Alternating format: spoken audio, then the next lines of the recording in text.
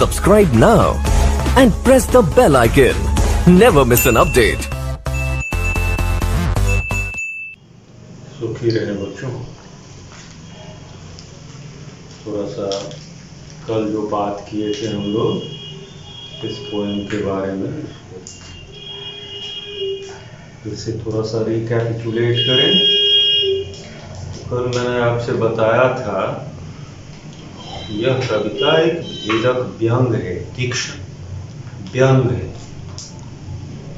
on man's complexity, on man's hypocrisy, falsedom, मनुष्य के झूठ, छद्म, पाखंड पर एक बड़ा कठोर, एक भेदक, एक तीक्ष्ण व्यंग, and above all, on his lust for material wealth, on his passion for material wealth, इस बात पर व्यंग है। कई बार बता चुके हैं हिंदी में भी अंग्रेजी में कि यह कविता मनुष्य के falsedom, hypocrisy, complexity and above all his lust, his passion to have more and more material wealth, to have more and more worldly positions, इस पर एक टिप्पणी है। दूसरी बात मैंने आपसे कही थी, दूसरी बात यह थी कि अगर आप close examination, close scrutiny of most of man's deeds and actions reveal that we human beings are more animalistic than most of the animals. We can show more पाशविकता, हम अधिक पाशविक हैं पशुओं की। तो है क्या कि the only difference between human beings, between men and animals is that we human beings can conceal, can hide all our trickery, all our falsedom, all our greed in the name of great philosophy, in the great name of great ideals, in the name of great talks। बड़ी बड़ी बातों के आवरण में हम छुपा लेते हैं अपने सारे नीचता। अदरवाइज नहीं तो most of the animals are more, otherwise animals are more मानवीय, more human than most of the human beings। ये तीसरी बात थी। सो द पोएट से, इसलिए पोएट कहता है कि he feels at home with animals, he does not feel at home with human beings whom, जिन्हें he finds, वो पाता है fake, false, greedy, mean, hypocrite। इसीलिए तो ये थी, ये सब था इंट्रोडक्टरी रिमार्क्स। उसके बाद इस पोएम में जो एक पॉइंट है कि there is a comparison between animals and human beings. तो the first, the most striking difference noticed by the poet between human beings and animals, the most striking, सबसे जो इम्पोर्टेंट, स्ट्राइकिंग, एकदम the most striking, strike करने वाला difference between human beings and animals is that animals are always often placid, calm, not agitated, self-contained। आपकी book में है first standard में, self-contained, self-complacent, बड़ा अपने में आत्मसंतुष्ट, placid, calm, cool, self-contained। On the other hand, human beings are always restless, tense, in a hurry, dissatisfied, unhappy, and mad after wealth, mad after wealth। Their sole concern is to accumulate, to amass more and more worldly possessions, more and more wealth at any cost।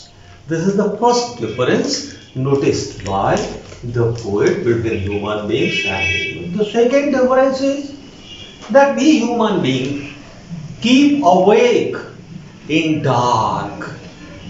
We human beings keep awake, जगे रहते हैं रात में, अंधेरे में. We human beings keep awake in dark, brooding, crying.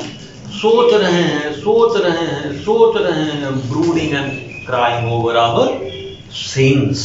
अपने पाप के संबंध में ब्रूडिंग, पॉन्डरिंग, क्राइंग, अपने पाप के संबंध में. देखो यहाँ पर एक बात बता देता हूँ, तुम्हें लगेगा ये तो बड़ी अच्छी बात हुई, हाँ? लेकिन अच्छी बात है, कोई ऐसी कविता तुमको मिल जाएगी जिसमें कि यह अच्छी बात है, इसी पर एम्फेसिस रहेगा. It's a very good character of human beings that we ponder, that we brood on our past sins. तो उस कविता में आप उस बात को एम्फेसाइज करेंगे. और इस कविता में अगर एनिमल्स, तो इसमें जो वाल्ट विटमैन सर ने जो कहा है उसको एम्फेसाइज करना. समझ रहे हो ना बात को? यहाँ फिलॉसफी नहीं हमको, हम लोगों को डिस्कस करना है. हमको उस कविता का जो सेंट्रल आइडिया है उसके अराउंड रह के और कवि की भावना को एम्फेसाइज करना. तो this is the second difference noticed by the poet between human beings and animals. That animals don't worry about they don't know anything about sins, like sins. So they know nothing about sins. They know nothing about sins. But we human beings keep awake in the dark, brooding, pondering, crying over our sins. So this is very irritating to the poet. It makes him shake. एकदम ऊब जाता है कवि, वह क्षुब्ध हो जाता है कवि मनुष्य के इस चाल को देख. And the third difference between human beings and animals noticed by the poet is that the poet says that human beings make him shake by their great talks about their duty to God. Human beings make him sick with their great sermons, with their great preachings. Every Tom, Dick or Harry can be seen. Every, कल लिखे थे black board पे, देख लेना पीछे वाले. Every Tom, Dick and Harry मतलब हुआ जीवन में नहीं बोलना. यह भाषा जो अभी बोल रहा हूं समझाने के लिए, जीवन में नहीं. कभी क्यों बोलोगे? यह भी नहीं बोलो ऐरा गैरा नथु खैरा. नहीं, हम लोग कहते हैं कि सब धोराए मंगरू. मैथिली में बोलते हैं ना कि सब धोराए मंगरू. तो in human beings every Tom, Dick or Harry can be seen making great sermons about God, about God's existence, etc., as if they were great mystics, as if they were great scholars. It can be seen around us. It's a common phenomenon around us to observe, to see. Every Tom, Dick or Harry talking about God, his duty to God, making great sermons, making great preachings, making great talks. But animals don't do this kind of thing. These things make the poet sick. So these are the differences. And the fourth difference between human beings and animals is that they are devoid of, animals are devoid of flattery. Animals are devoid of psychophancy. Though they don't bow down before their kind. And in human beings, what we often, we keep on kneeling down, we kneel down before others, not to show our respect to them. एकदम ऐसे कर लेते हैं, करते रहते हैं, not to show our respect to them, to flatter them. to flatter thee. झूठी प्रशंसा, चाटुकारिता, चापलूसी. तो एनिमल्स आर devoid of, रहित हैं, flattery. Animals are devoid of psychophancy, do nothing about it. So these are the differences noticed by the poet between human beings and animals. Question है आपका, what are the things that animals do and human beings don't do? What are the things that human beings do and animals don't do? अब कोई capsule बना करके गुप्ता जी को नहीं न दे देंगे, या किसी झा जी को, या किन्हीं को. थोड़ा बुक देखना पड़ेगा आपको. पहला क्वेश्चन है कि कभी दूर हटना चाहता है. He wants to turn away from whom? From human beings. पहला क्वेश्चन का answer.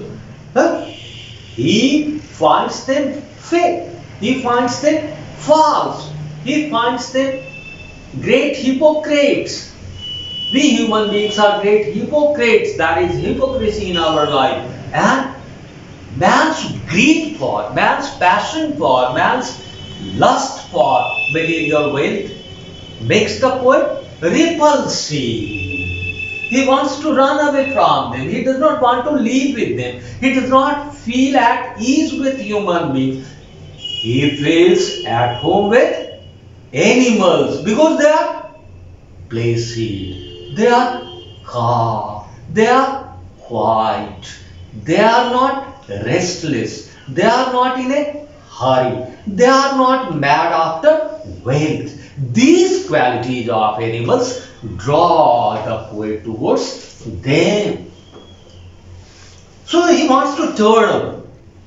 He wants to run away from human beings because he finds human beings fake, cunning, hypocrite, full of hypocrisy and full of greed. Full of greed for material wealth. So he wants to run away from human beings. He wants to live with animals.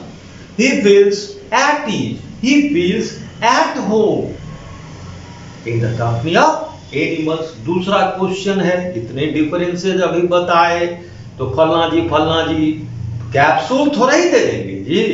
Capsule में दे दें, capsule बना के गटक लो और तुम एक बार किताब का पन्ना नहीं पलटो, थोड़ा ही होता है. तुम देखो क्वेश्चन आंसर करके. फिर एक थर्ड क्वेश्चन आएगा आपके सामने में. हाँ, तो अब इतना बताने के बाद एक आता है, देखो. तो the poet feels, the poet is greatly sad and agitated. The poet is greatly sad, agitated to see man's conditions, man's pitiable conditions, and then animals, and then animals come to him and show their relations to him by showing him his tokens. The poet is agitated, the poet is restless, the poet is grieved, the poet is sad, and then animals come to him and show their relation to him. How? By showing him his tokens. His tokens of love, token of compassion, token of gratitude, token of fellow feeling, token of truthfulness, token of honesty, token of cooperation. Animals आते हैं and show their relation to him. कवि को कहते हैं कि आपसे मेरा संबंध है. कैसे? तो by showing him his tokens.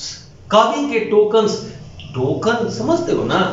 जैसे मान लो कि कोई चीज टोकन, वो होटल में, वो जहाँ पे बड़े बड़े मॉल होते हैं, होटल्स में हैं वगैरह, एक्सचेंज के लिए लोग पैसा दे देते हैं, टोकन ले लेते हैं, टोकन काउंटर पे देते हैं. तो एक ऐसा भी होता है टोकन का, एक स्मृति चीज, accepted as a token of gratitude from us, as a token of gratitude. उस कविता में लास्ट में एक वर्ड आया है टोकन. तो the word token stands for in this poem for human values, for human virtues, सद्गुण के लिए. The poet was sad, agitated, grieved, and then animals came to him and showed him his tokens in their possession. तो दिखाए उसको कि देखिए हम लोगों के पास ये देखिए ये टोकन प्रेम का, ये टोकन करुणा का, यह कृतज्ञता का, यह भाईचारा का, यह शांति का, यह जितने मनुष्य के गुण होने चाहिए वो टोकन्स दिखाता है. Now the poet started wondering. अब कभी सोचने लगा कह रहे कि where and when he lost those tokens. माने हम मनुष्य कभी वहां पर मनुष्य के प्रतिनिधि हो गए के प्रतीक के रूप में है कि वो सोचने लगते हैं. He started wondering to see his tokens in the possession of human beings, and he wondered when and where he lost those tokens. So ultimately we can say that this poem is a warning to us. The poet warns us that we should adopt our true nature. We should adopt our real nature. We must not abandon, we must not forsake virtues, values, and the sooner we do, the better for us. The sooner we do, the better for us. यहाँ पे token human virtues, human values के लिए आया है, जो पशु दिखाता है. वो poet, you need not worry, we have preserved it. These are safe in our possessions. पशुओं में देखो तो गाय को तुम कितने भी क्रूरता से भरे हुए हो, उत्तेजना से भरे हुए हो, किसी गाय को देखो, किसी महिष को देखो, किसी हाथी को, there is an aura of stillness, there is an aura of silence around animals. But not knowing why we human beings are always tense, in a hurry. हमारी आंखें वो बताती है. तो वो लंबा चौड़ा हो जाएगा. क्वेश्चन आंसर अगर किसी बच्चे को दिक्कत हो इस लेसन में, इस पोएम में, तो पूछ लेना, ठीक है. परीक्षा जो अब होगी, जब हो वो 30 अगस्त को हो, या 2 दिन पहले हो, या 4 दिन बाद में. 20 क्वेश्चंस रहेंगे, शॉर्ट आंसर टाइप क्वेश्चन, और उसी दिन क्वेश्चन अपलोड होगा और उसी दिन एग्जाम होगा. और तुम में से बहुत सारे बच्चे पता चला है इस भ्रम में हो, इस परीक्षा का कोई, या ये जो हम टीचर्स एग्जाम ले रहे हैं, उसका कोई वैल्यू नहीं. वो वैल्यू तुमको तब पता चलेगा जब इस एग्जाम के रिपोर्ट के बाद तुम्हारे पिताजी को ऑनरेबल मैनेजमेंट के द्वारा विद्यालय में बुलाया जाएगा. अधिक नहीं, 10% स्टूडेंट्स ऐसे हो, पता चला है कि तुम इस भ्रम में हो कि दत्त इस एग्जाम वगैरह का क्या कोई वैल्यू. तुम अपने जीवन के साथ कितना गंदा मजाक कर रहे हो, और इस गफलत में नहीं रहना कि हम नहीं कर पाए पनिश, टाइम तुमको पनिश करेगा. और इस वीडियो का लास्ट हम तुम्हारे पिताजी को भी दिखा देंगे, क्योंकि अभी तुम में से बहुत सारे बच्चे देख रहे हो कि स्कूल पर तुम्हारे पिताजी बुलाए जा रहे हैं. मिस्टर डायरेक्टर के चैम्बर में बात होती है. अब ये हो सकता है कि तुम्हारा ही यह गुण हो कि तुमको यह अच्छा लगता हो. तो इस सब गफलत में नहीं रहना कि तुम इस सब एग्जाम को अगर नेग्लेक्ट करोगे तो तुम अनपनिश्ड रह जाओ. लेकिन अब ये 10% की बात की, बहुत सारे बच्चे इस बार इतने सुंदर ढंग से पढ़ाई कर रहे हैं कि वो भी एक न्यू फेनोमेनन. बहुत सारे बच्चे इतने अच्छे ढंग से पढ़ाई कर रहे हैं कि होप जग रहा है. एक new Fanon is locked up, वो रिवार्डेड होंगे। ठीक है, हैव अ नाइस डे।